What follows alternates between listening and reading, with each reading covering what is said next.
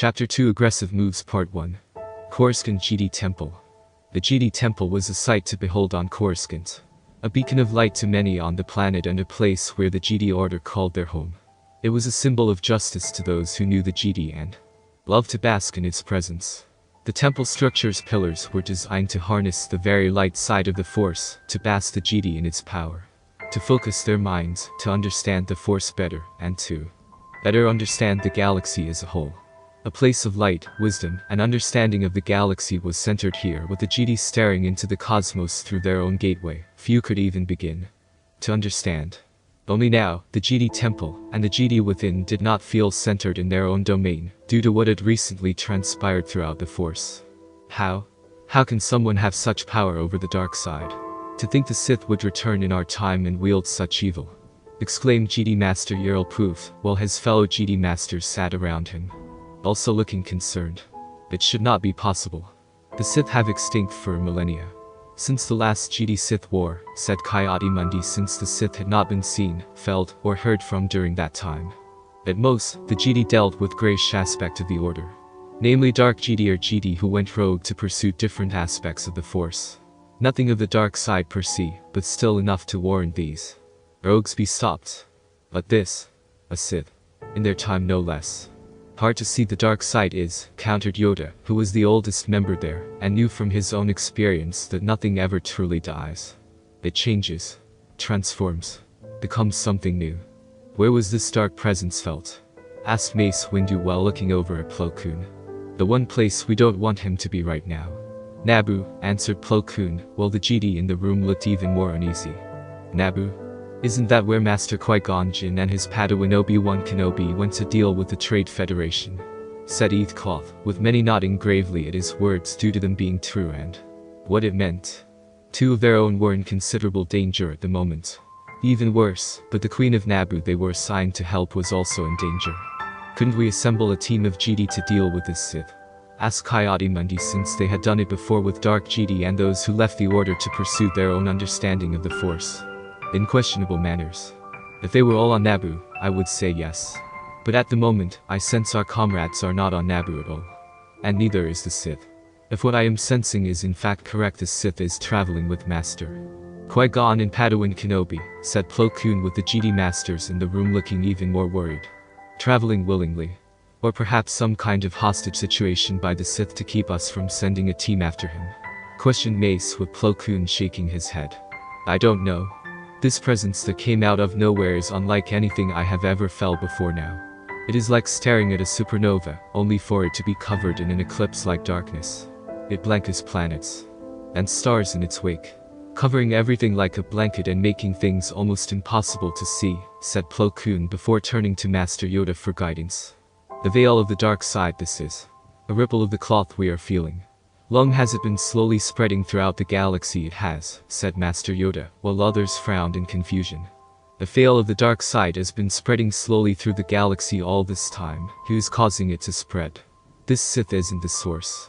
The action to be used in blinding us and the Force with it was done too soon, said GD Master Yerl Poof, since the use of such a veil done ages ago, back when the Sith were large mass, and meant to blind the GD from seeing future events during the wars the two sides fought in. No one knew how the veil of the dark side was created or which Sith of the old order was responsible for its creation. The various wars the two orders fought against each other caused the records and knowledge about the veil of the dark side to become little more than a story. A myth.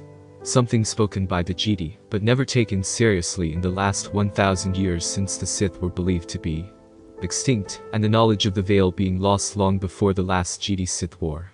Or so they thought. There's one theory.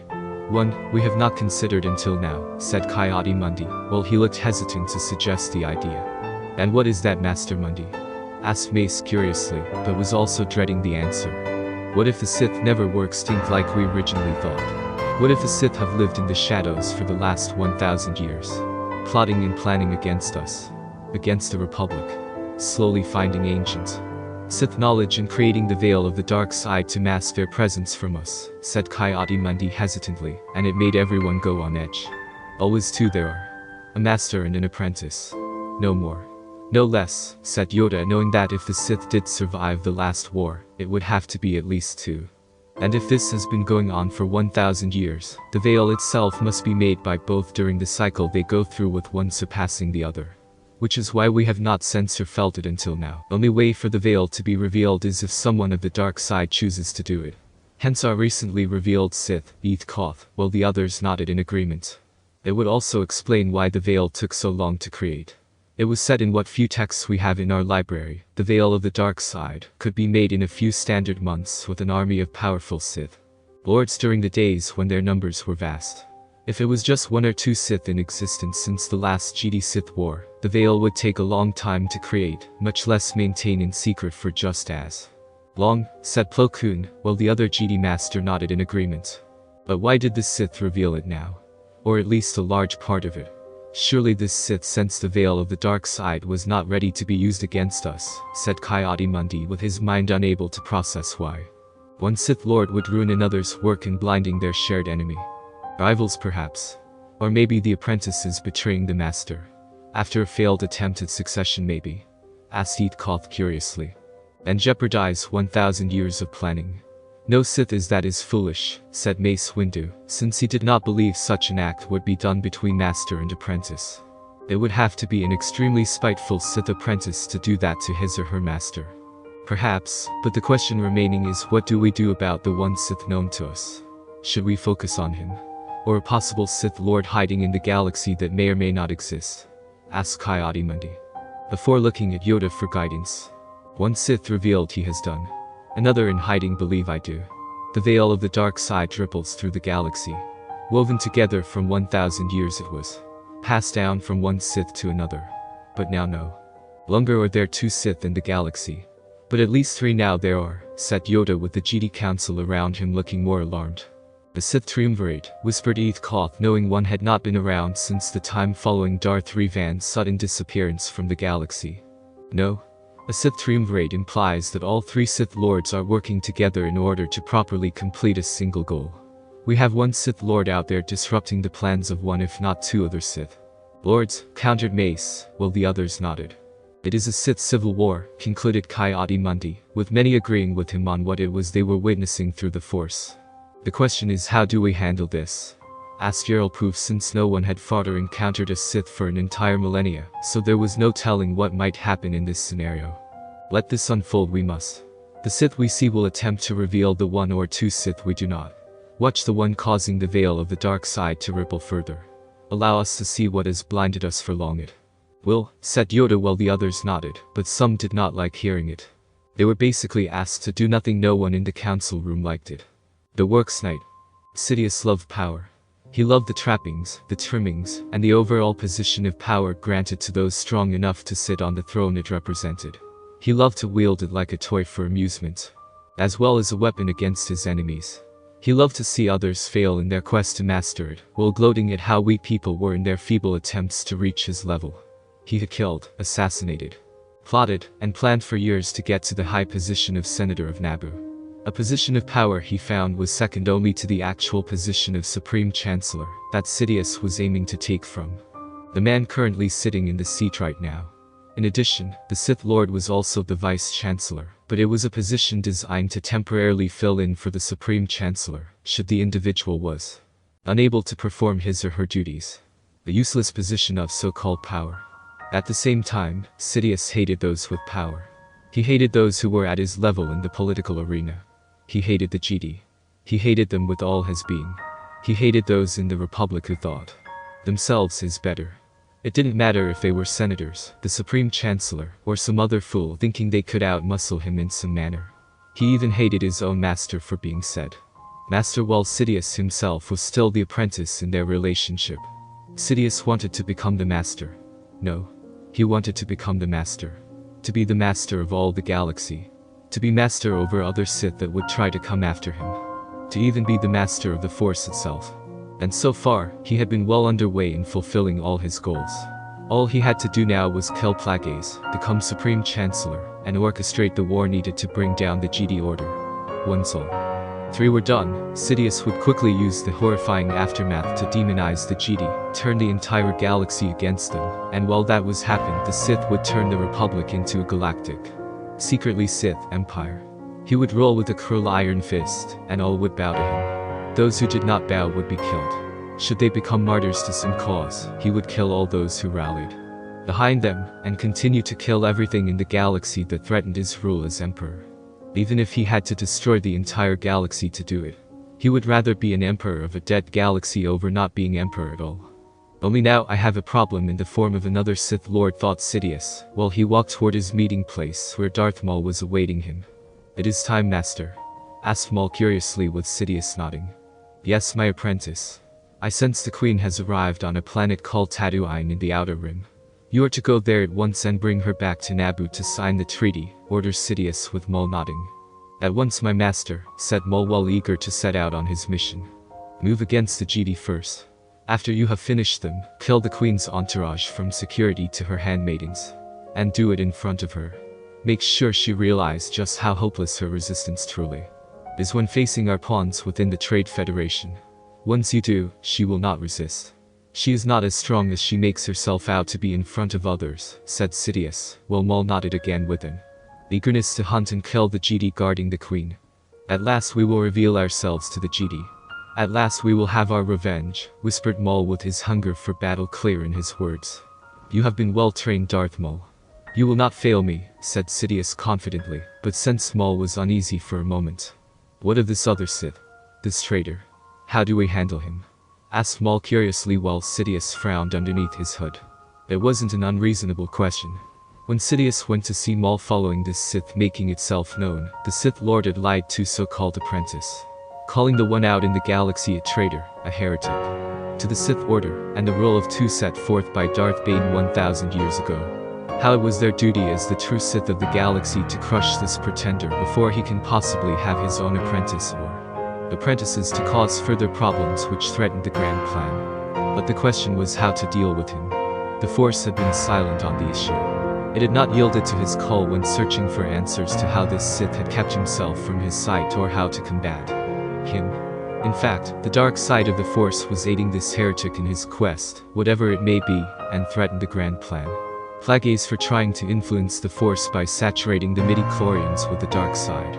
It had been fighting them for years, ever since the two Sith had made the attempt to corrupt the Force with their power. And now this so-called Sith will not be expecting you. Even with all his power over the dark side, he is nothing when compared to you, my apprentice. He lacks your skill and the aggression a Sith is known to possess. Use all your skills against him and he should fall, replied Sidious calmly, but inside he was not so confident in Maul's skills to defeat this heretic. Still, Maul's usefulness was coming to an end. He was meant to reveal the Sith had not only returned, but would kill every Jedi that stood in their way. In addition, Plagueis had made it clear Maul was not a true Sith apprentice. Merely a blunt instrument to give the Jedi Order a noticeable bloody nose by killing one or more Jedi by his hands, before being thrown away to die in the fighting. That final part was almost upon them. Yes, master, said Maul, obediently, knowing his master was never wrong, and left to head out to carry out his assignment. Foolish creature. You will either die at the hands of this heretic or survive long enough to report back to me his level of skill. Either way, I will benefit from the confrontation that is to come, thought Sidious, while watching his pet animal leave. In the distance, hidden in the shadows, Darth Plagueis watched the two converse with a frown on his face. Tatooine at the moment. Tatooine was everything Vader remembered it to be when growing up as a boy, when he was Anakin Skywalker and a slave to Watto. The twin suns, the intense heat, sand that got everywhere, and took everything from you when it was feeling merciless. He could sense all the life on this planet, and wanted to rip it in half with the Force, just to watching said life on this planet fall into darkness of space. How he hated this planet. It is so barren, so lifeless, stated Obi-Wan when he walked out to further inspect their surroundings and saw nothing but desert. Here in this particular spot, yes. Fortunately, there are settlements in various directions from our current position. You wish to head in this direction and for Mos Espa. They will have the parts we need, said Vader while pointing in the direction where the Jedi would need to go. Obi-Wan will be staying here to guard the Queen from any possible attacks by agents of the Trade Federation. I will be heading out to get the parts we need for the ships, said Qui-Gon, knowing it was best to keep his apprentice here to watch the Queen and protect her from the influence of the Sith Lord in front of them. As you wish. When you arrive at Mos Espa, ask for the Tadarian named Watto. He is a junk dealer by trade, but is known for having the necessary and rare parts people require for their various yet discreet needs, said Vader while heading back into the Nubian ship and walking past Captain Panaka and a now less handmaiden-looking Padme. All Vader could do now was play the waiting game for now. Charming, isn't he? Asked Obi-Wan sarcastically while Qui-Gon smirked. Charming or not, he has helped in our mission beyond anything we ourselves could have done. Still, keep an eye on him, Obi-Wan. There is something about him that the Force is not telling us. Something that it doesn't want to tell us just yet, said Qui-Gon, while Obi-Wan nodded, knowing Darth Vader was a man of many secrets.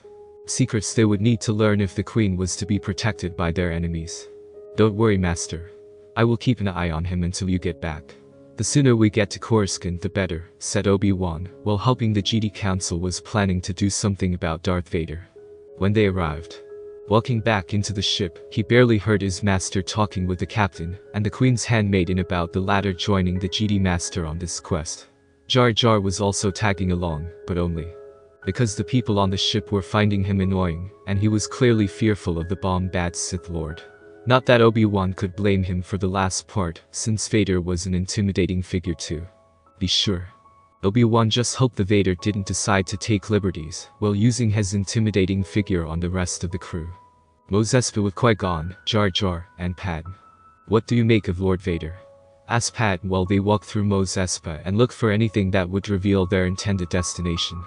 He's a Sith Lord, young handmaiden. Without question, from what I sense through the Force. Sith Lords were and are considered the enemy of the Jedi.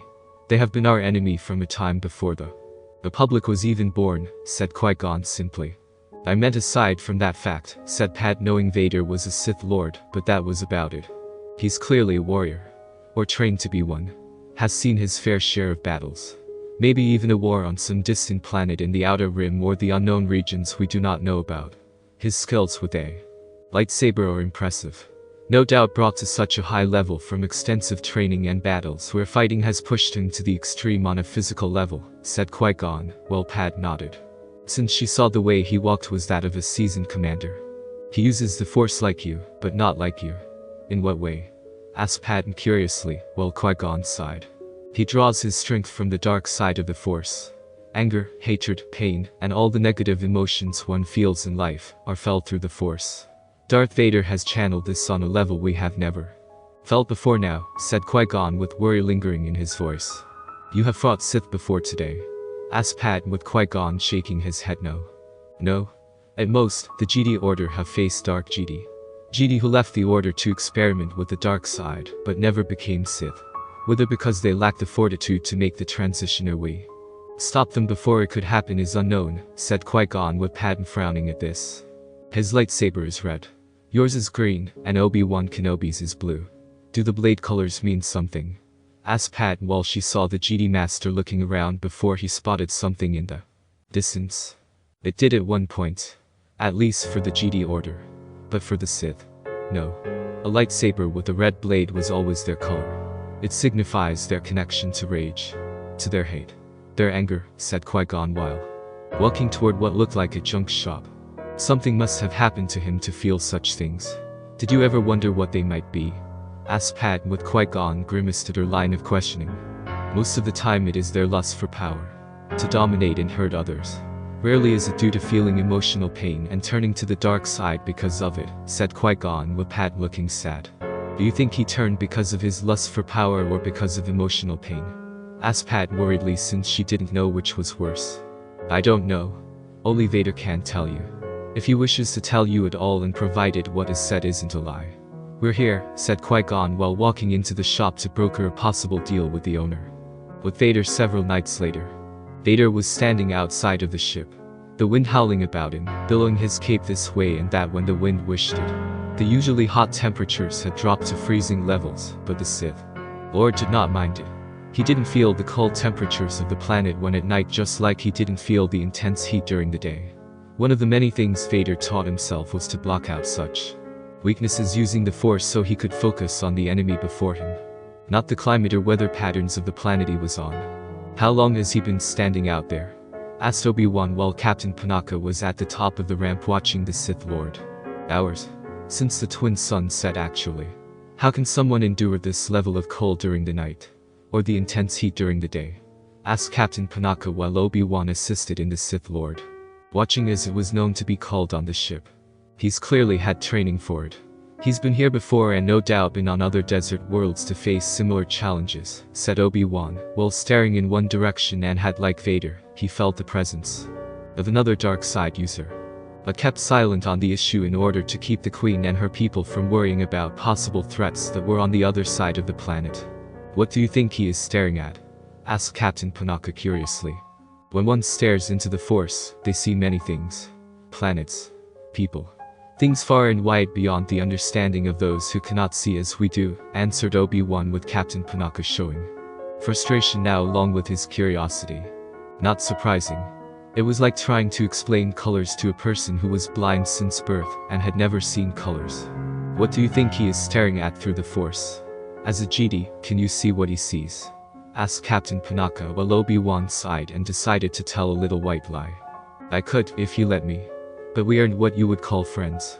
If Lord Vader wishes to keep what he is staring at to himself, it is his choice, and any attempt to invade his private time watching something could be disastrous for my health, explained Obi-Wan, with his lie allowing him to keep the fact he already knew what it was that Vader was staring at through the desert night. I don't like it. It makes me uneasy, said Captain Panaka, while letting the Jedi continue the rest of the Sith watching alone. You and me both, mumbled Obi-Wan before walking down the ramp to approach the Sith Lord, and secretly wondered if he could kill the Sith Lord by stabbing him literally in the back with a lightsaber. Your thoughts betray you, Jedi. Your attempt would fail and your life would be forfeit, said Vader casually, as if the thought of being killed from behind was nothing new to him. Good to know, said Obi-Wan while standing beside the Sith Lord and wrapping his robes tightly over his body to keep warm. I take it you see what I do? Asked Vader while Obi-Wan nodded. It is difficult not to see him. He's not exactly hiding his presence, remarked Obi-Wan, while Vader gave his own nod. Agreed. I suspect his master never trained him to hide it, said Vader, and wondered if Maul ever considered learning it or did this deliberate, so he could take on anyone willing to challenge his skills. There was a seemingly long silence for the two of them. Are you going to fight him? Asked Obi-Wan finally, with Vader being silent for a brief moment. I could. But the Queen made it clear I was to stay near her, or at the very least, near the ship to protect the crew from harm, said Vader, while Obi-Wan grimacing. If he comes here, the risk to the Queen increases, warned Obi-Wan, with Vader smirked at the ploy. And if I leave and your master comes back with the parts, you will leave me here until a Jedi task force is assembled to come to this planet, where the Jedi assigned to the task will ultimately hunt me down. Either to kill or bring me back in chains for interrogation to find out what I know, countered Vader, and sensed the Jedi's nervous feelings on the issue. Well, to be fair, you are a Sith Lord, said Obi-Wan, like it was a natural defense for such an action to be taken. And you are a Jedi. If it were not for the simple fact the Queen's life depends on the two of us working together on this mission, I would take your head, said Vader, while Obi-Wan stiffened at his words. Speaking of this mission, how long are you going to be protecting the Queen? After this issue is resolved, Her Majesty will not require your services, said Obi-Wan, while Vader turned to glance at him. I will protect the Queen for as long as she deems fit to employ my services. As for no longer needing my services when this is over, that will remain to be seen, remarked Vader, since he knew what Obi-Wan was referring to regarding the end of the mission. The Jedi wouldn't move against him, for the most part, so long as the Queen had him as her bodyguard, protector, guardian of her person. Which was fine, since he had no problem protecting the woman he loved nor her loyal double stand-in currently on the ship. When the mission was over, Jedi Council would dispatch their most power masters to arrest or kill him, based on the simple fact that he is a Sith Lord, their sworn enemy.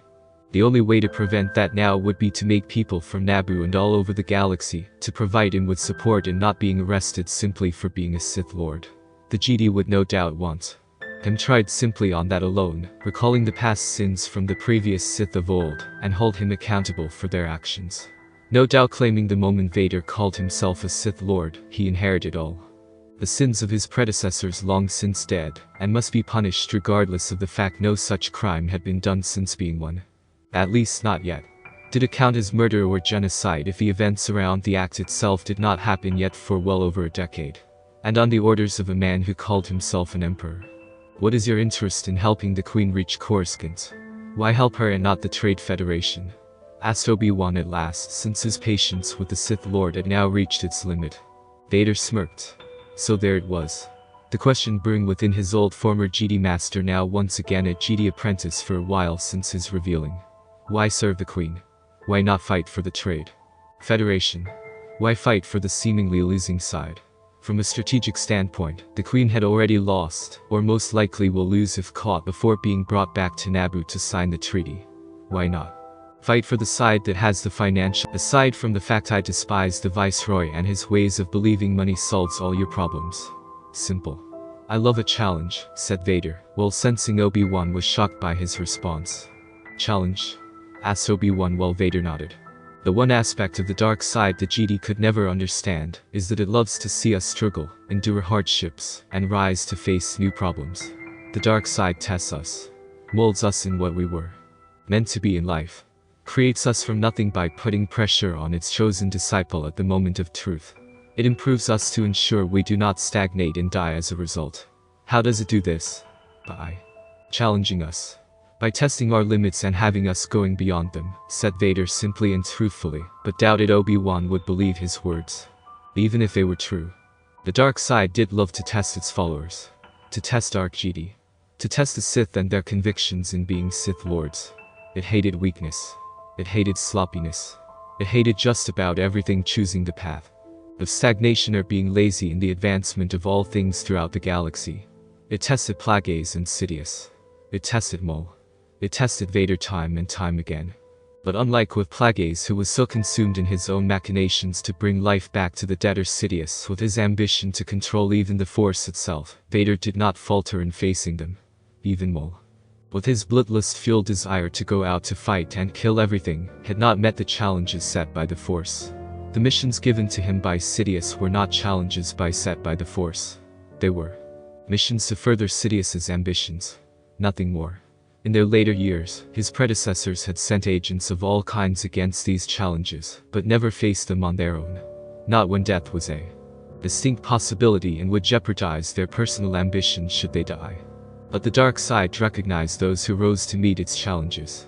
The one that steps up and not only meets the challenge, but surpasses the expectations set by the dark side of the Force. I see, said Obi-Wan, while Vader let out a small chuckle before walking back inside. No, GD. You don't see. You don't get it because you were never given a challenge. A seemingly impossible task set by your side of the Force. Until you do, you will never understand, said Vader before walking up the ramp. Aren't you worried about our mutual friend out there coming here tonight? Asked Obi-Wan while Vader kept walking without concern. He won't come here tonight. He's too far away. It is too cold out here anyway, even for our mutual friend. Any attempt now would only weaken him to the point where even you could best him in combat, said Vader while Obi-Wan glared at him and decided to ignore the insult to his skills. Hopefully, Master Qui-Gon will make it here tomorrow with what we need to get off this place.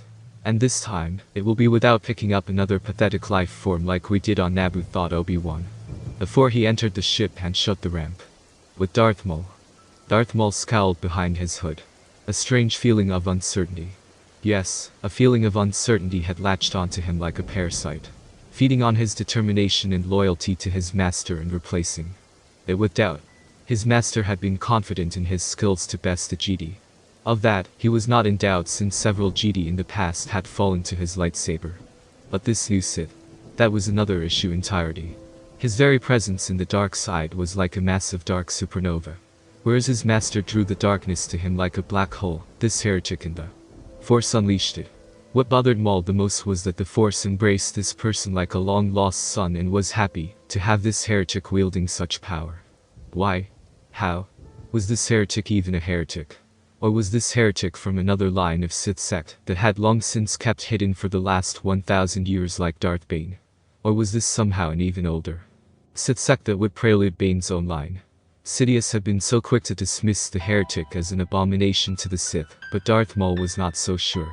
Of course Maul didn't reveal his doubts to his master, knowing the man would be swift to deliver painful punishments for having such thoughts. He kept them buried deep in his mind, even though his master had full access to it, and did not mentally voice such things. So long as he did not think such doubts in his head, did his master not hear them, and therefore was not aware of them. But now the doubts could be spoken. Not even his master could hear them from this far away from Coruscant. And right now, they were telling him that this Sith heretic was not what he appeared. That this Sith heretic was more than what his master told him, and did this on purpose to see just how powerful their enemy was by comparison. It made Maul feel very uneasy. Maul knew the way of the Sith, backwards and forwards. The rule of two demanded the apprentice one day kill the master to become the master.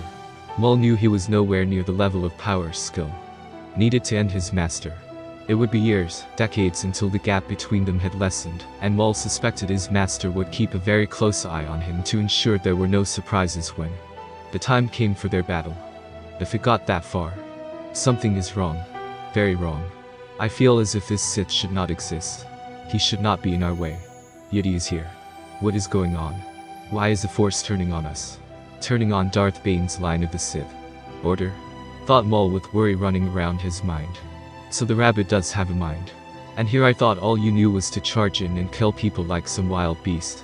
Maul snarled at the voice. Not an O nor his master entered without permission.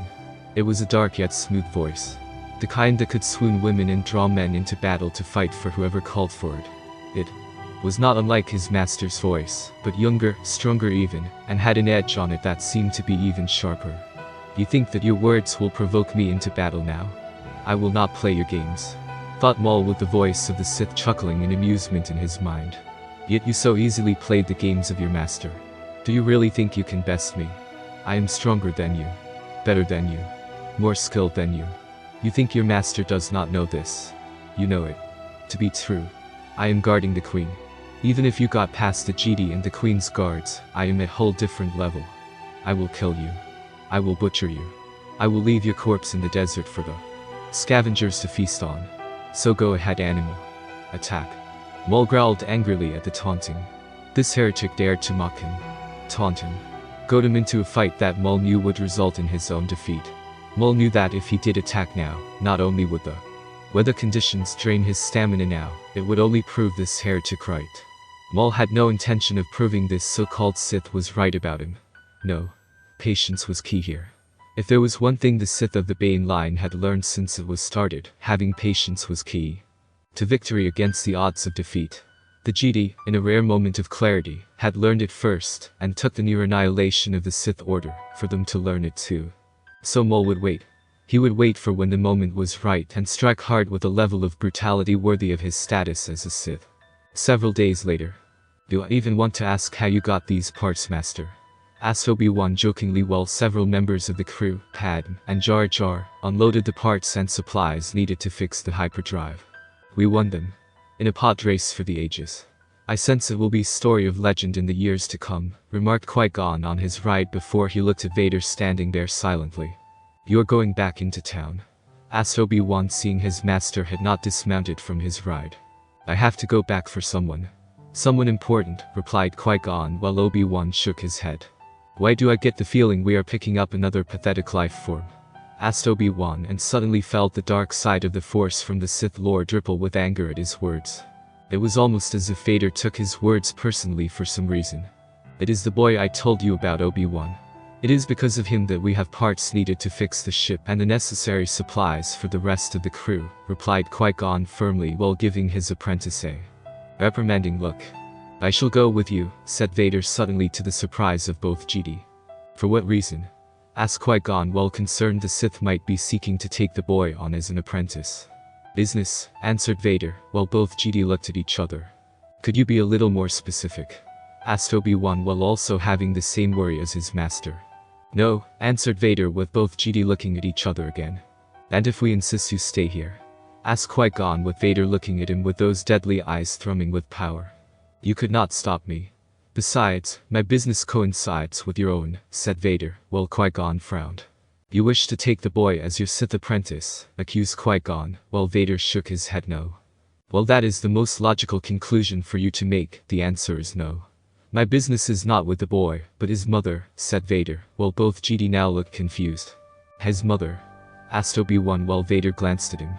That is all I will say on the matter. Either I go with you to his home or I go there myself without you. It does not matter to me, said Vader, while Obi-Wan and Qui-Gon looked a bit more worried. They did not want the boy to be the pawn of a Sith using the child's mother as some kind of hostage or leverage. At the same time, the Sith could not be stopped. not by either of them together alone. And Vader had made it clear he was going to Mos Espa whether they liked it or not. The Queen won't like this. You leave her exposed to her friend out there, said Obi-Wan, and hoping the excuse would keep the Sith Lord here. You are a Jedi. Surely your skills have advanced enough to handle such a weakling in the dark side, said Vader, while Obi-Wan sputtered at the words. Weak? I hardly find our enemy out there to be weak, protested Obi-Wan while Vader smirked behind his mask. From a certain point of view, he is, said Vader before walking toward Qui-Gon, who grimaced knowing it was best to cooperate with the Sith Lord. For now at any rate. At the very least, he could find out what Vader wanted with Anakin's mother, before figuring out how to ensure it wasn't used for nefarious purposes. We'll be back, Obi-Wan. In the meantime, get everything installed and the ship ready to take off should our unwanted friend get here before we do, said Qui-Gon with Obi-Wan nodding. Yes, Master. Be safe, answered Obi-Wan before glaring slightly at Vader for putting them in this situation. Why couldn't this have been a simple blue milk run? Mos Espa. So you are being truthful. I find that hard to believe in a Sith, remarked Qui-Gon when he saw Vader head for Watto's junk shop. Unlike other Sith in the past, I find lying all the time to be a weakness. Lying is easy. Telling the commented Vader knowing all too well how the truth could be used as a weapon against someone. Namely himself. Qui-Gon watched as the Sith walked toward Watto's shop, slightly worried for the blue flying alien, since Sith were not known for their diplomacy. Still, he sensed Vader was not here to cause harm, and the Force seemed to be supporting him for the moment. Deciding to proceed with his own plan, the Jedi Master entered the Skywalker home, and explained to both members of the family the good news. While Qui-Gon did this, Vader moved quickly to secure his secret mother's future free from slavery, like he had vowed to do once long ago. This was a second chance. A second chance to fulfill his most sacred promise to her. If he failed his mother now, Vader might as well put his lightsaber to his chest and turn the damn thing in on. The customer. What can I do for you? Asked a surprised, but still grouchy Watto. Not surprising since Anakin was the alien's credit maker in repairing and improving the parts in the junk shop. People came to Watto to have their components fixed or improved with Anakin making it happen. And now with Anakin freed and no longer employed in Watt's shop, the business alien would lose a great investment for long-run credit intake. I am here to buy a slave, said Vader, while taking considerable effort to speak that one sentence. Then go to the slave market in Mos Eisley. I already lost one today at the pod races. I wouldn't risk the second, grumbled Watto before he heard a loud bang, and turned his head to see something in the robed man's right mechanical hand. Are you sure? Asked Vader before removing his hand from the large object, and Watto's eyes widened in awe. Is that a Kyra dragon pearl? Asked Watto in awe at seeing one so close. Yes. And it is yours in exchange for Shmi Skywalker, said Vader, while Watto looked at the white pearl with greedy eyes. How did you get this?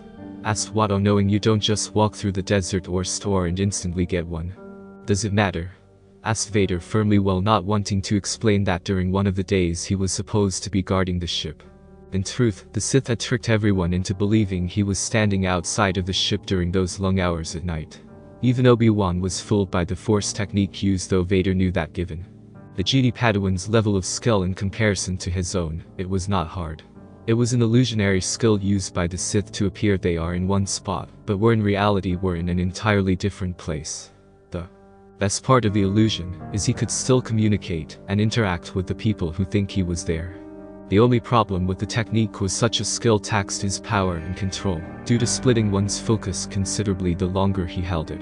Vader had traveled on foot right through the desert for 2 hours after casting the Force technique, and killed a Kyra dragon after fighting the beast for over an hour. He had to pry the pearl from the beast's body before walking back through the desert once more. Back to the ship. It had been quite exhausting. Even more so when factoring in the lack of sleep he had denied himself, and having to compensate through mediation. Though the last part was nothing new since he had done that before when in the suit and could not sleep due to his lack of control when sleeping from the chaos that was born from it. Plus the dreams he had were sometimes of Padme and his time with her in the past, when not on the front line of the Clone Wars. Sidious had made it clear that such weaknesses would not be tolerated by him. No. So you want Shmi Skywalker for this? Why? With a pearl like this, you could buy quite a few slaves. Not to mention the ones you buy could be of the exotic variety and handle your every need. remarked Watto before Vader grabbed him by the throat and pulled him close, so they were staring each other right in the eyes. Listen to me, junk dealer, I care little for your crudeness. It sickens me to no end. I came here because I wish to buy one slave. No more. No less. Do we have deal? Or do I need to resort more violent methods? Questioned Vader while he was very tempted to kill Watto and hunt for the damn scanner that held the means to free his mother from the tracking chip implanted in her body. The same one that could explode if she went a certain distance away from the scanner's current position and kill Shimi in a violent gory death. It was bad enough she was beaten to death in the previous timeline, but one where his mother explodes was much worse. But Vader also knew that killing Watto would raise questions by the Jedi, who were no doubt sensing him right now to see what he was planning. Add in Maul and Sidious and their desire to find a weakness would not be beneficial to him should they sense any act of the dark side spiked with anger on a personal level. So for the sake of his mother not being revealed to anyone, Vader willed his right hand to nod. Crush Watto's windpipe. Deal. We have a deal. Let me go back inside and get the scanner. I have it programmed with my personal code. Once I unlock it, I will give it to you to use for owning Shimi, said Watto while staring into those crimson yellow eyes filled with rage. I am busy, man. If you are not back in 5 minutes with the scanner, this shop will be your tomb, whispered Vader before releasing Watto from his grip. Of course, I will hurry, exclaimed Watto before he flew back into his office to find the scanner, while bumping into a few things along the way in his rush to get the item. While waiting for Watto to come back, Vader sensed Maul was getting impatient with his desire to target the Queen, and would be getting ready to move on the ship. If things went as Vader suspected they would, all parties would reach the ship the exact moment when Maul arrived for his fight with Qui-Gon. Only this time, Vader had no intention of Maul having his fight with the Jedi Master, since Qui-Gon could barely handle Maul alone. Vader would have to convince the older man to up his training regimen to regain some of the stamina he once had in his younger years. It wouldn't be difficult per se. The Sith Lord would just need to get the Jedi Master to train in the ways of combat for well over 6 hours straight. For the next few weeks in some very draining exercises. It was essentially a crash course in physical training, but if enough effort was put into the work, Vader believed such a thing would benefit Qui-Gon in the long run. Maybe even convince the Jedi Master to keep doing it and stay in good physical shape. Qui-Gon is key to Anakin Skywalker's training. He understood what a boy that age truly needed. Where Obi-Wan was restrictive, Qui-Gon would have been open-minded and saw how I was different from the others. I still remember how no matter what I did at the Jedi Temple, Obi-Wan would always frown at me. As if what I did, no matter how perfect, was never good enough in his eyes. Always try harder. Harder. Harder. I gave some of my best years to the Jedi Order and Obi-Wan. And what did they give me in return? Do better, Anakin. Not good enough, Anakin. You are being too emotional, Anakin. And other negative lessons they felt I needed to hear. What possessed them to say such stupid things to me?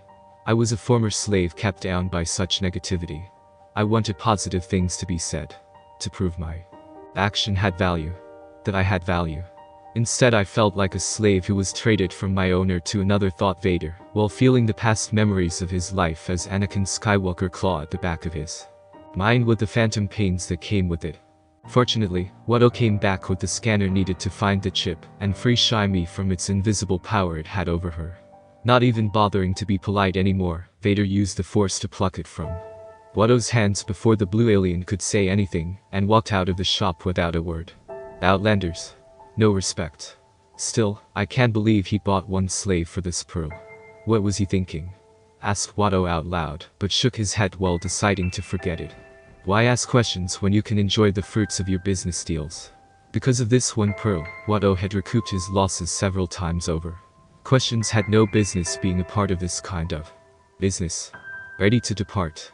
Asked Qui-Gon with Vader nodding after revealing the scanner, which Shimi knew was Watto's since she had seen it in the past. Not yet. We need to prepare for the woman to come with us, said Vader before he activated the scanner to find the chip so he could deactivate it. You freed my mom? Asked the young Anakin Skywalker in awe and wonder, though his instincts about the man made him wary, since there was a coldness in him. Yes. I paid Watto an amount of money he could not refuse, said Vader before he found the chip in his secret mother's jaw, and activated the shutdown sequence. Surgery to have it taken out would come later. If you had the planet's currency, we could have used it to pay for the parts needed at Watto's shop, remarked Qui-Gon curiously and with suspicion. I acquired the means to pay Watto for the boy's mother, after the pod race ended, and it was not with the local currency. At least not in the way you are thinking, said Vader while making sure both family members were clean of any other tracking exploding chips on their person before crushing the scanning device in his hand. But I can't leave. This house is all I have to live in, and Watto's shop is the only place on this world where I can find work, said Shimi, while Anakin looked depressed by that. It just so happens, I have some pull with the current Queen of Naboo. She could use another handmaiden or attendant to assist in her royal duties, offered Vader while he glanced at Qui-Gon for supporting the idea. It would be beneficial for Anakin if you came along, if only for a short time. It will help in the transition of leaving you for becoming a Jedi. You will get to spend time together until we get to Coruscant and have to go your separate ways, offered Qui-Gon since he suspected this was one of things Vader had planned to happen when coming here. Not only that, but being a handmaiden to the Queen of Naboo is a high honor. Naboo itself is a peaceful planet, and once we complete our mission, it will be safe to live on once again, added Vader knowing Anakin would want his mother to be safe, and Shimi herself had no love for this planet. Not with all the different ways a person can die on this wretched planet. I don't know, said Shimi while hesitant to leave her home for a new planet and a new life. Please Mom. If you come with us, you will get to meet new people and try new things. And then we can have a proper goodbye too, said Anakin with Shimi smiling at her son, and saw his depressed face. She could never resist that face. Very well. I suppose it is for the best. But I can't pack everything. I am only taking what matters, said Shimi, though in truth there wasn't much in the house to take with them. We better hurry. Our ride will no doubt get impatient if we stay here for too long, said Qui-Gon, while not mentioning a certain enemy now getting closer to the Nubian ship. No sense in worrying both the boy and his mother right after all of this. With Darth Maul. Maul could sense it. The closer he got to his intended target, the more he sensed almost all of them were there. The heretic had fooled him with a technique meant to trick people into believing he was in one spot when in reality, was in another the entire time. A good tactical play on the heretic's part. But the dark side was Maul's ally and saw through the illusion when probing the sensory skills of the Jedi, watching the Queen to see how close a range he could get before being sensed by them.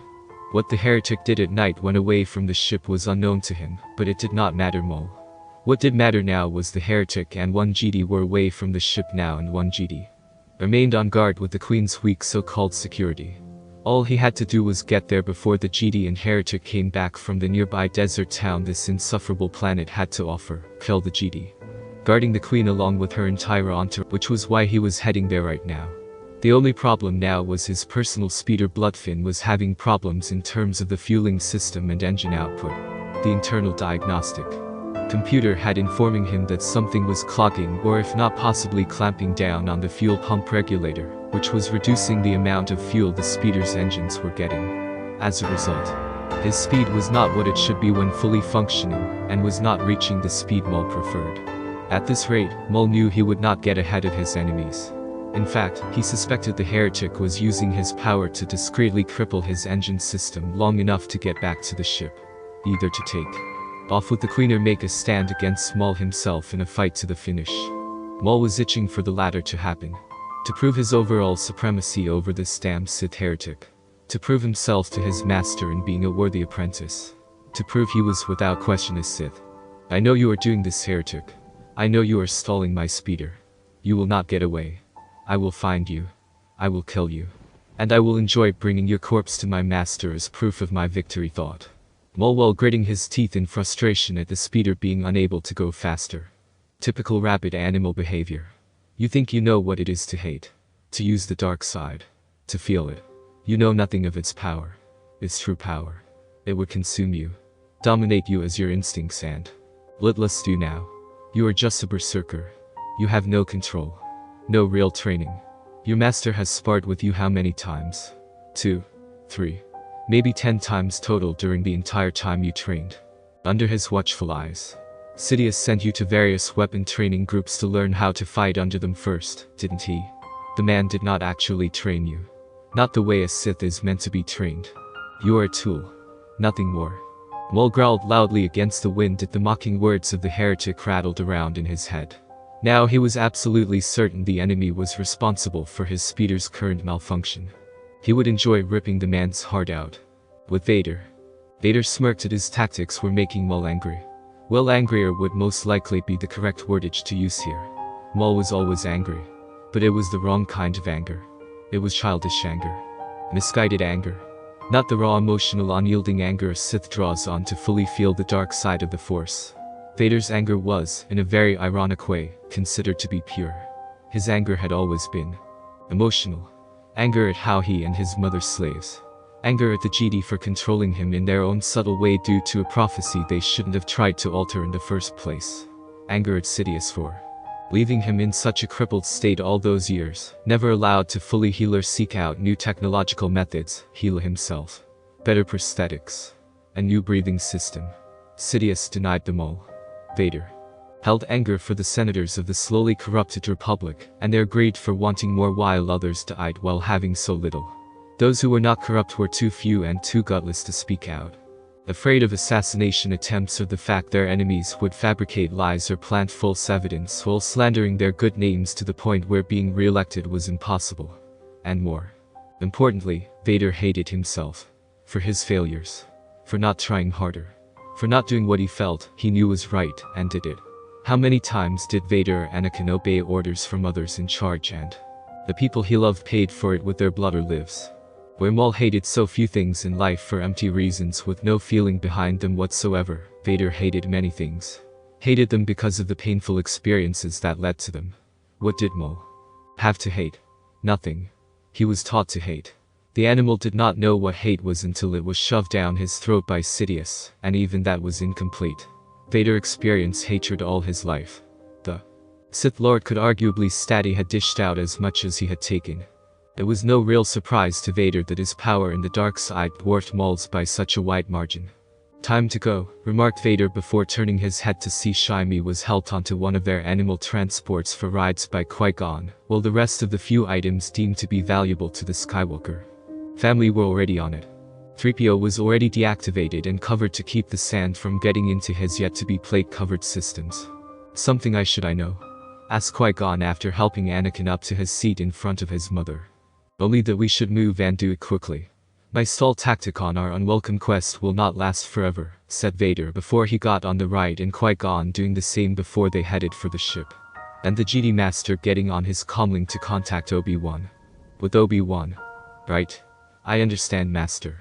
We will begin takeoff procedures immediately, said Obi-Wan before heading inside to tell the pilot to get ready. You seem a bit tense, Jedi Kenobi. Something we should know? Asked Padme while in her handmaiden attire. Nothing to worry about, young handmaiden.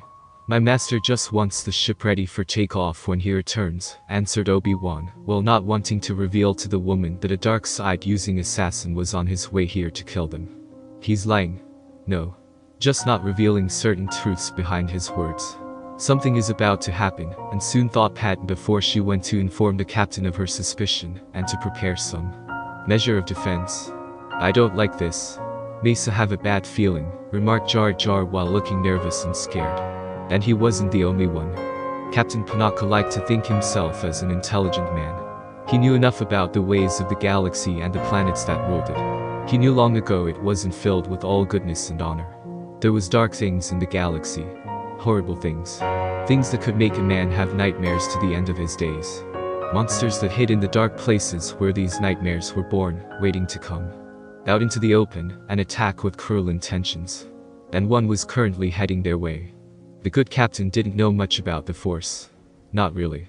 Only the stories from the people who witnessed the Jedi use it. Levitate objects. Leap impossible distances. Read minds even. He heard stories.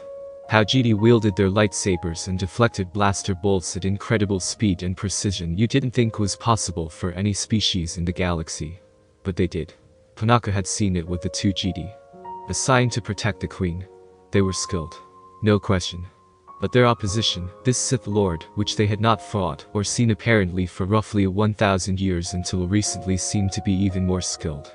Panaka saw him move with the grace and skill of someone with training one would find in a person twice the age of this young Sith Lord.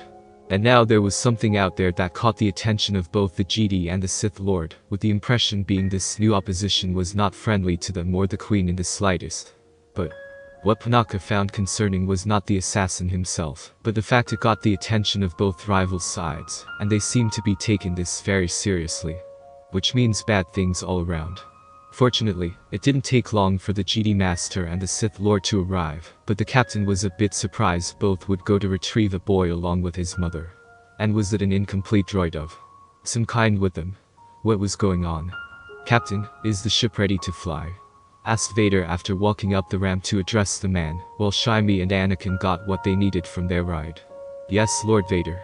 The new parts for the hyperdrive were installed, and we are ready to take off once everyone is on board, answered Captain Panaka, while he saw the family behind him heading toward their ship. This was not a passenger cruise ship. Why were they coming? Good. See to it that the boy and his mother are given a place to stay for the trip. I will be back shortly, said Vader before turning around and walking down the ramp. Where are you going now? Asked Captain Panaka, and he wondered if everyone using the Force were completely out of touch with people. To deal with our uninvited guest, said Vader while walking to the bottom of the ramp and saw Qui-Gon was ready for Maul on the speeder zooming toward them. I still don't trust you, commented Qui-Gon with Vader smirking. Pity. And here I thought I did. Go back inside the ship, Jedi. This fight is not for you, said Vader while seeing Qui-Gon glance at him. And it is for you? Questioned Qui-Gon with Vader's smirk underneath his mask getting bigger. Considering I have been mentally provoking and taunting our enemy the last few days. Yes. It is my fight, answered Vader, while Qui-Gon gave him a long hard look. If you don't die, we are going to have long discussion about this, said Qui-Gon with Vader looking amused despite his mask covering it. I look forward to the conversation. Now get inside. You and your Padawan are the next line of defense should I fall. Not that I expect myself to die at the hands of such an rabid animal, remarked Vader. While seeing Maul getting closer now to the ship. 70 feet and Vader did nothing. 60 feet and the Sith Lord just stood there unmoving. 50 feet the Force began to stir within him.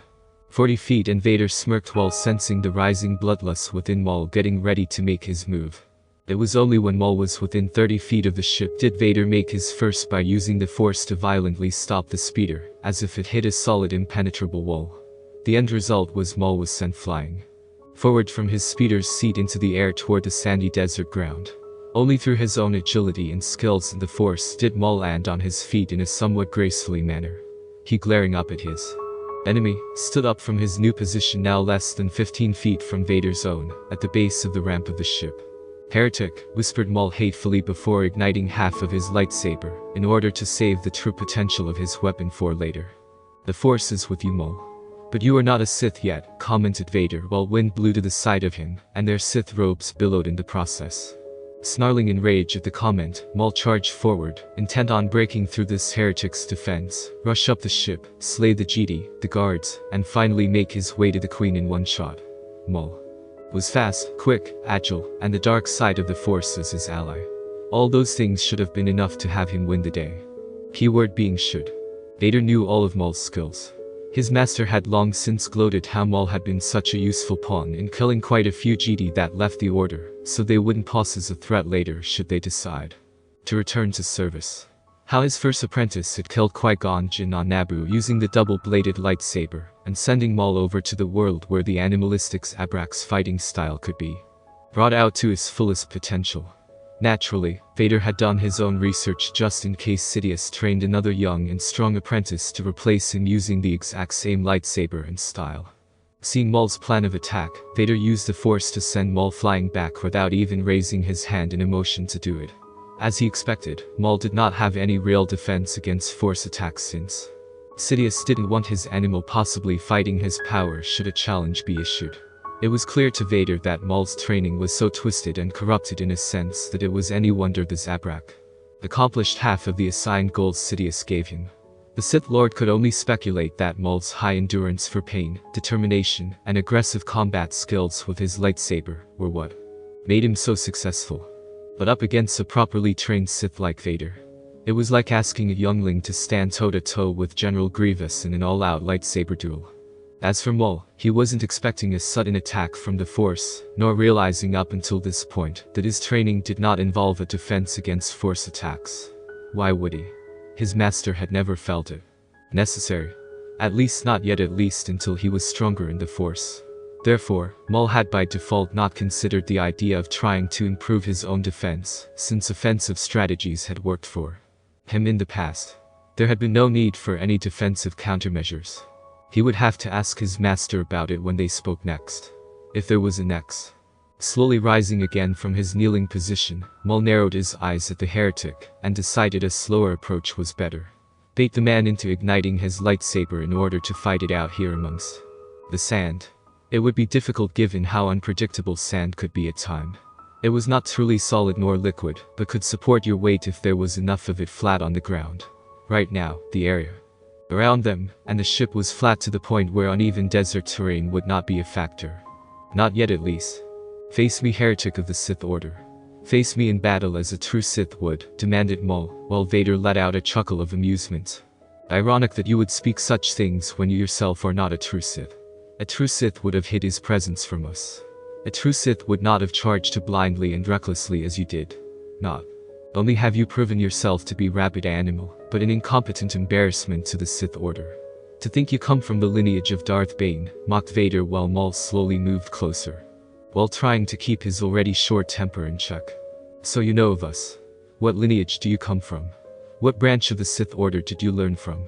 Asked Maul curiously, since it was possible for another branch outside of Darth Bane to exist and like them, was in hiding from the galaxy. That is for me to know and for you, your master, to never find out until right before your death, replied Vader before he ignited his lightsaber. At least you wield our color. Though you are still a heretic in my eyes and the eyes of my master, remarked Maul while Vader let out another amused chuckle. If anyone is the heretic of the Sith Order, it is your so-called master, said Vader before he surprised Maul by moving at incredible speed using the Force. Only through Maul's reflexes and instincts was he successful in blocking the strike. After that, it was all a blur for the Zabrak, as he was trying to use the Force himself to match his enemy's speed, ferocity, and his overall strength. He didn't even have time to activate the other half of his lightsaber, since Vader wouldn't even let him get a chance to breathe, much less move one of his fingers to press the button needed to bring the other end of the weapon to life. With the others. Look at him go. He's so wizard, exclaimed Anakin in awe at the skill level that Darth Vader was using against Maul. Stay with your mother over there, Anakin. It's not safe here, said Qui-Gon well gently, but firmly moving the boy to his mother.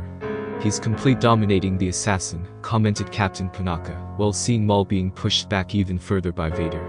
Did you hear what they were saying, Master? Something about a Sith lineage and Darth Bane? Asked Obi-Wan while Qui-Gon nodded. I did, Obi-Wan. This is something we will need the Jedi Order to investigate when safely back on Coruscant, said Qui-Gon, who held back a wince when Vader got through and underneath Maul's defense, before giving the Zabrak a mean elbow to the face. The power behind the head caused Maul to stumble back and fall against the sand.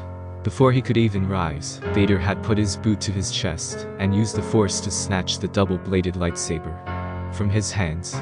To Maul's horror, Vader activated it and put both red energy blades crossed together in front of his neck. Go ahead. Finish me. At least give me a death worthy of a Sith Lord, said Maul while he stared up at Vader and expected the Sith to nod before doing the deed that would end his life. Only to be shocked once again when Vader deactivated both lightsabers and began to walk away from the Zabrak. No. It is not your time, said Vader, simply knowing the Zabrak's death must happen on Naboo. The Force commanded it. You can't even kill your enemy. You call yourself a Sith, showing your enemy mercy is not the Sith way. You are not worthy of the title, exclaimed Maul angrily over the fact that not only was he defeated by the heretic, but was shown mercy, lost his lightsaber, and was treated like his life was not worth ending. It was here Vader stopped and slowly turned to look at Maul with his reddish-yellow eyes looking back at the Zabrak zone. Mercy? You think sparing you here is mercy? Fool. What do you think will happen after returning to your master's side? What do you think will happen when you tell him you have failed in your mission? Not only to kill me, but the two Jedi and the Queen's own entourage. And what about your main mission to capture the Queen herself? What do you think awaits you when kneeling in front of your master and reporting only failure? Asked Vader while Maul suddenly had a look of fear on his face. If there was one thing a Sith hated above all else, it was failure. The only thing worse was failing your master and being punished for it, even when it wasn't your fault. The Sith had always been taught to complete the mission, no matter what. Failure was never to be an option or allowed under penalty of extreme torture or death, depending on the extent of the failure. And considering Maul's failure to complete such an important mission, he was certain that Sidious would torture him for a long time before stopping. Maul knew from his past experience when he didn't meet his master's expectations or in rare instances failed a mission that the torture was lengthy. No matter how small the failure or infraction, Maul was punished heavily and slowly with Sidious laughing at his suffering as it happened. I see you understand. My mercy here is not mercy at all. It is merely a prelude to the pain and suffering that is to come at the hands of your master, remarked Vader before he began walking away again. What is your name? Tell me your name. I must know it, demanded Maul with a hint of impatience and desperation in his voice. Vader stopped just at the base of the ramp and turned once more to stare at the desperate-looking Zabrak, wanting to know the name of the Sith who bested him. Vader. Darth Vader, said Darth Vader while walking up the ramp and the ramp rising up before the ship started to take off. Vader. I will remember the name, for it is the name of my one true challenge. For when I face you next, I will defeat you. And when I do, it will be the beginning of the end for my master as well, remarked Maul, knowing their next fight would be his true test as a Sith and advancing beyond his limits. And when Maul did succeed in killing the Herod No, Darth Vader, he would heal, lick his wounds from their inevitable battle. After that, he would seek out his master. He would seek out Sidious and kill him too. Become the new master as the rule of two demanded. But for now, Maul would wait. He would return to his master and accept his torturous punishment like a good apprentice. Heal from all his wounds, both physical and mental. Retrieve one of the many double-bladed lightsabers he had made in case the one he used either become broken or somehow became lost. When he met Darth Vader again, Maul would be ready for him. He would fight and he would win. Nubian ship. You could have killed him. You had a chance to rid us and the Queen of the threat, yet you didn't. Why didn't you? Demanded Obi-Wan while seeing Vader walking toward what he deemed were his quarters. It wasn't the right time. Maul's value alive is greater than his death at the moment. You have nothing to fear, GD. He will die the next time we fight, answered Vader, while Obi-Wan looked even more upset. Maul? As is in Darth Maul. You know the name of yet another Sith. Just what else are you keeping from us, Vader? Demanded Obi-Wan with his anxiousness showing and his concern mounting. It is not your concern, GD. It is mine and mine alone, replied Vader calmly. The hell it is. Tell us now or you will face the consequences, warned Obi-Wan, and saw Vader stop walking away while standing there with his back to the GD Padawan for a long few seconds. The faint sound of leather being stretched could be heard, though they did not know it came from the Sith Lord or his right hand becoming a fist. Do not test me, GD. Make no mistake. We may be allies on this ship due to our reasons for saving the Queen from harm. But do not think for 1 second that I will not kill you where you stand, warned Vader in a whispered tone before walking away from the irate GD apprentice. Leave him be, Obi-Wan. Whatever Vader has planned does not threaten our mission or put the Queen in any danger, said Qui-Gon, while Obi-Wan didn't look convinced. He's hiding something, Master. Darth Vader has been hiding things from us since we first encountered him on Naboo, protested Obi-Wan with Qui-Gon nodding. I know, Obi-Wan, but trying to discover what those secrets now will only hamper our mission to protect the Queen in the future. Only when we get to Coruscant can a proper investigation into this mystery can begin, advised Qui-Gon with Obi-Wan still looking uneasy. I don't like it, Master. A Sith on Coruscant. If he goes underground, we may never find him. Or worse, he might take control of it using the darker elements underneath the city, warned Obi-Wan with Qui-Gon nodding. Perhaps. But something tells me he won't leave us until after the mission is complete, and it is unknown how long it will last. For the moment, time is on our side in obtaining the resources needed to dig into Darth Vader's past, replied Qui-Gon calmly despite his own concerns. Namely the possibly interest Anakin might take with the Sith Lord. If the boy was indeed the child of prophecy, being near the Sith Lord, or any Sith Lord for that matter, was not in the best interest of the boy.